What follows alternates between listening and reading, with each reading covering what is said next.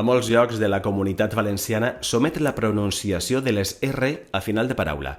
Pronunciar, parlar, menjar, córrer, sortir... Encara que a nivell col·loquial seria una pronunciació acceptable, ja que posa de manifest la varietat de dialectes i maneres de parlar de la nostra llengua, recordeu que ens estem centrant en una pronunciació estàndard i, per tant, en un model de llengua destinat a la locució i doblatge. La recomanació, especialment en doblatge, és pronunciar les R a final de paraula. Per tant, cal pronunciar, parlar, menjar, córrer, sortir, olor... D'altra banda, per ultracorrecció, tendim a pronunciar les R en paraules com prendre i perdre. La realitat és que la primera R de prendre i de perdre cal elidir-la, no pronunciar-la. Seria, per tant, prendre i perdre. Apareixen escrites per qüestions etimològiques, però no es pronuncien. En altres paraules, seria acceptable pronunciar-les: arbre, dimarts, diners o marbre. Amb la paraula orquestra hi ha un criteri que va canviant amb el temps. En l'actualitat, la R s'hauria de pronunciar. Serà, per tant,